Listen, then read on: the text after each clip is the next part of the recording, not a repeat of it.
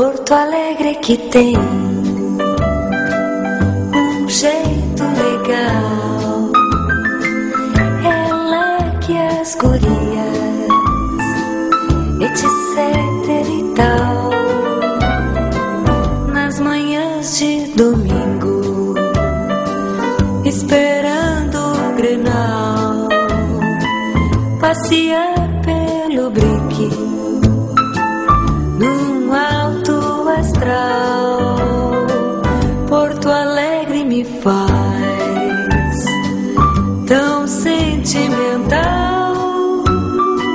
Porto Alegre me dói, não diga a ninguém. Porto Alegre me tem, não leve a mal. A saudade é demais, é lá que eu vivo em paz.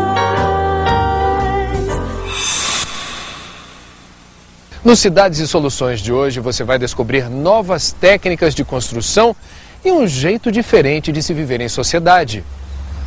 Você já ouviu falar alguma vez em Ecovila?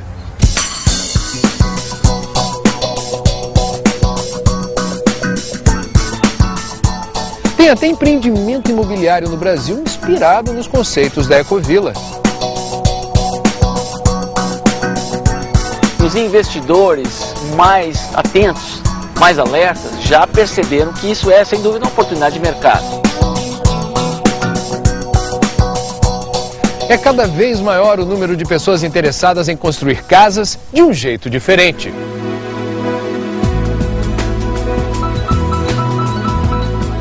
É nesse cenário que cresce no mundo inteiro o interesse pelas ecovilas.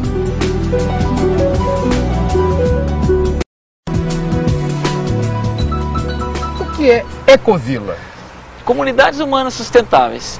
São grupos de pessoas que intencionalmente desenvolvem uma comunidade para viver melhor, viver em harmonia, sem destruir, sem acabar com o planeta de que elas dependem. É uma comunidade alternativa, vive à margem das cidades? De forma nenhuma. Começa que a gente não pode definir a alternativa. Não é? A alternativa é uma coisa que não tem definição. O que é uma comunidade pode viver em qualquer lugar dentro da cidade, pode acontecer no centro urbano, pode acontecer na periferia da cidade e pode acontecer também, como muitos acontecem, em zonas rurais. Não tem um espaço definido. André Soares é uma autoridade no assunto. Ele coordena um dos mais importantes cursos de ecovilas do Brasil, em Pirenópolis, a 117 quilômetros de Goiânia. Tudo o que se ensina no curso é mostrado aqui, no Ecocentro do IPEC, Instituto de Permacultura e Ecovilas do Cerrado.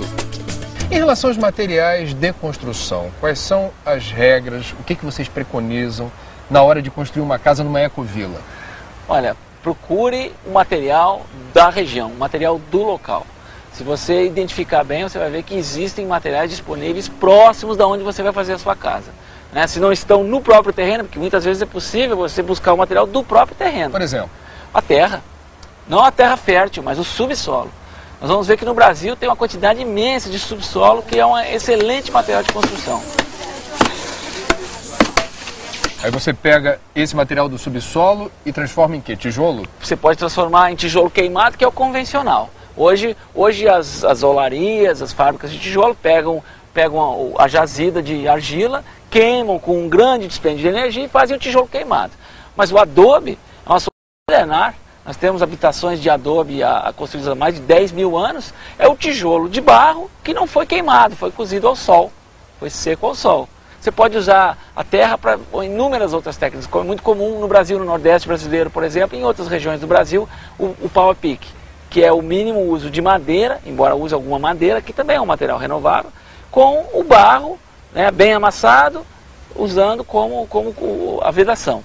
Quem estiver nos assistindo e eventualmente tiver algum preconceito em relação a esses materiais, dizendo assim, mas eu só vi isso ser aplicado em comunidades paupérrimas, onde faltavam recursos, se eles tivessem dinheiro, usariam o tijolo convencional ou outros materiais. O que você teria a dizer? Isso é um tabu cultural que está mudando. Quando você faz uma casa com materiais naturais, você tem o ar melhor, o barro por si só, o barro cru, é um filtro natural que melhora a qualidade do ar, e isso é um dado comprovado. O barro pode servir como um regulador térmico para o seu conforto dentro de casa, você está mais à vontade com a temperatura da sua casa, né? Não sofrer de calor no verão, principalmente. Né? O barro serve para controle da umidade relativa do ar, que a gente tem muitos problemas no Brasil em relação a isso, porque nós temos extremos de umidade relativa em várias regiões do Brasil. Então existem ganhos de qualidade de vida. Se você pode traduzir isso como ganhos econômicos ou pode traduzir isso como uma vida melhor.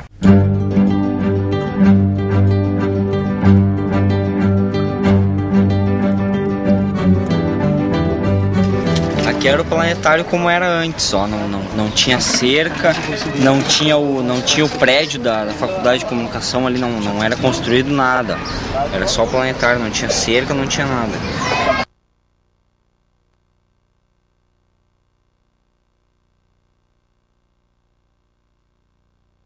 Nós viemos de Santa Cruz, com toda a família, viemos se meter aqui dentro dessa vila, que era brabo de morar aqui, mas o que nós ia fazer? Nós não tinha outro lugar para morar.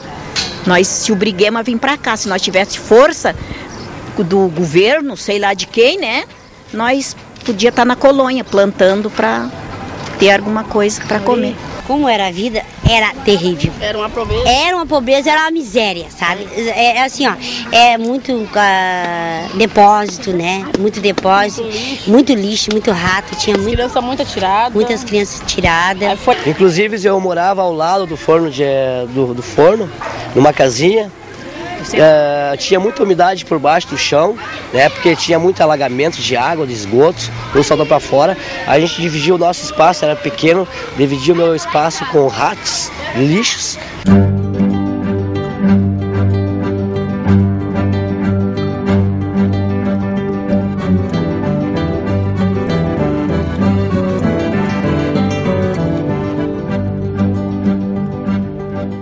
E do outro lado tinha mais outro banheiro, que era o banheiro dos homens. E tinha um chuveiro, em cada banheiro tinha um chuveiro. E não dava fila assim para usar o banheiro? Não, a gente dava fila, a gente cuidava, né? Quando o vizinho saía, a gente entrava, ficava cuidando. Mas era bonito. Eram os primeiros que a gente tinha, né? Interessante porque o pessoal trabalhava com união, né? O pessoal gostava de trabalhar entre todos. E os vicentinos nos deram muita coisa. Quando a gente construiu aqui, tem o primeiro centro comunitário, né?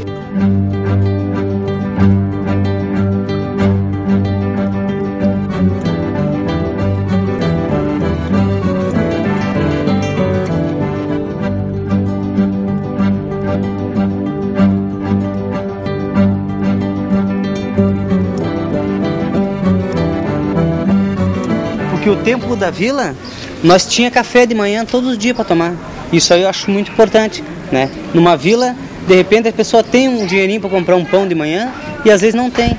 E ali, quando era o tempo da irmã, que tinha aqui na creche, quem? No forno. Quem é que já tem experiência de fazer fogo no forno? Eu não. Tu tem? Tu tem também, né? Eu tenho. Tu tem? Uma levava um para casa, outra levava outro. Vendia também. A gente vendia também para ter o dinheiro, dava café para as crianças. Antigamente, quando a Vila Planetária era uma vila velha, cheia de casinhas, o pessoal de Porto Alegre não dava valor ao pessoal que estava aqui. Eu cansei de bater em porta de emprego, e quando eu dava endereço Vila Planetário, eu acho que poderia ter uma vaga para me trabalhar, mas mesmo assim a gente não ganhava. Aí eu inventei uma história. Eu moro na Jacinto Gomes, número 71, né? Aí bairro Santana, nunca botava mais o planetário. Dali que eu comecei a trabalhar em grandes empresas, então a minha profissão é garçom, né? Comecei a trabalhar em grandes empresas dentro de Porto Alegre, uma das melhores empresas de Porto Alegre eu trabalhei de garçom. E agora ele falou em preconceito por morar aqui, tinha muitas escolas aqui que tinham preconceito com as crianças, muitas mães se incomodavam muito com as escolas, não podia dizer que morava aqui. As crianças até eram maltratadas porque moravam aqui, que só podia ser do planetário, né? Tinha uma discriminação, assim, tinha que ter era uma dificuldade até para conseguir uma matrícula, né? A gente tinha que estar recorrendo aos vicentinos alguma coisa para eles poderem ir na escola e dizer, não, você tem que dar a vaga. A gente tinha muito preconceito, não sei o porquê do preconceito por morar numa vila. Eles tinham preconceito porque a gente era daí pobre, foi né? Quando surgiu também o reforço escolar aqui dentro, né? Que daí começou a ter, né? Com um grupo de jovens da Igreja Santa Terezinha, com os vicentinos, com a irmã Odila. Daí surgiu o reforço escolar dentro aqui, né? E aí depois então que veio o Olívio ganhou, E aí a gente começou outra briga, outra luta, que foi uma luta diferente. Aí já foi mais a regularização, já foi o orçamento participativo que botou, que foi uma coisa muito importante, botou a população a trabalhar. Olha, era uma fase muito indefinida, a gente não sabia se a gente ia acabar morando dentro do planetário mesmo, ou se nós fosse levado para o tal Barro Vermelho que falavam que era nas periferias da cidade, né?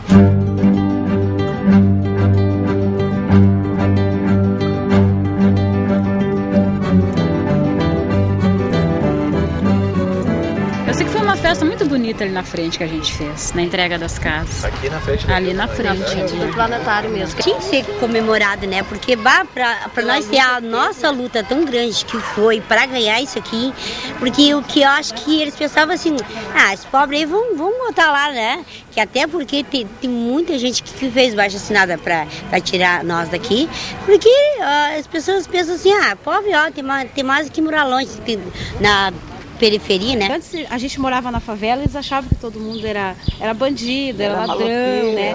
Se empregar, se roubar. Então, agora, com o visual novo, eles acham que também as pessoas mudaram.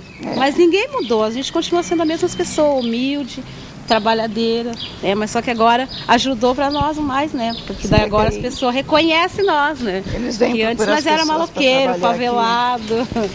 Hoje é fácil. É só dizer que Jardim Planetário, Jardim Residencial Planetário, todo mundo conhece e tem muita gente aí fora. Mora no Planetário, não precisa dar 2 fichinhas de ônibus para te ganhar um emprego, uma fichinha já dá, né? A gente está empregado.